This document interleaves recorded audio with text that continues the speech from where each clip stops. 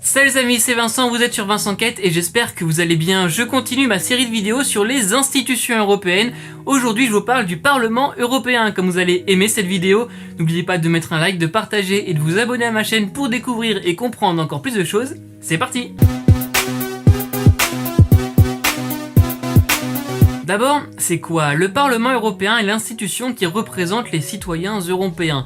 Et ils sont, on est, nombreux, 447 millions d'habitants dans 27 pays. Pour tous nous représenter, il y a 705 eurodéputés ou députés européens. Ils sont répartis proportionnellement au nombre d'habitants de chaque pays. C'est l'Allemagne qui en a le plus avec 96 eurodéputés et les petits pays comme Malte, Chypre ou Luxembourg en ont chacun 6. Pour la France, nous avons 79 députés européens. Les 705 députés sont réunis dans de grands groupes politiques transnationaux. Il y en a 7 aujourd'hui, vous les voyez à l'image.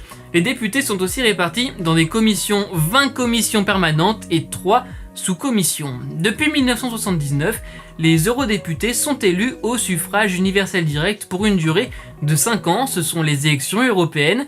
La première présidente du Parlement européen était française, on la connaît tous, c'était Simone Veil. Aujourd'hui, c'est la Maltaise Roberta Metsola qui est à la tête de cette institution. Mais à quoi sert-elle? Le Parlement européen est l'organe législatif de l'Union européenne. C'est d'ailleurs la seule institution qui est élue directement par les citoyens, car c'est l'un de ses objectifs, porter la voix des citoyens au niveau des institutions européennes. On l'a déjà vu en vidéo, c'est la Commission européenne qui est à l'initiative des textes de loi, mais c'est le Parlement européen qui les vote. Si on prend le schéma chronologique, la Commission présente son projet de loi au Parlement, qui l'examine.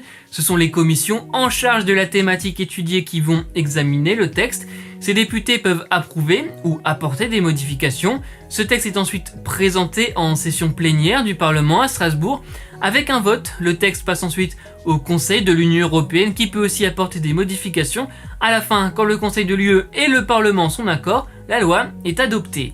Le Parlement a aussi un grand rôle dans l'adoption du budget européen. Là aussi, c'est la Commission qui propose, mais c'est le Parlement qui a le dernier mot et la Commission devra modifier son budget jusqu'à ce que les députés le votent. En revanche, dans certains cas, le Parlement n'est que consultatif, c'est-à-dire que son vote ne contraint pas les autres institutions et le Parlement a aussi un pouvoir de censure sur la Commission s'il estime que le fonctionnement de celle-ci n'est pas acceptable. C'est un contrôle politique. Le Parlement siège une fois par mois à Strasbourg pour la session plénière.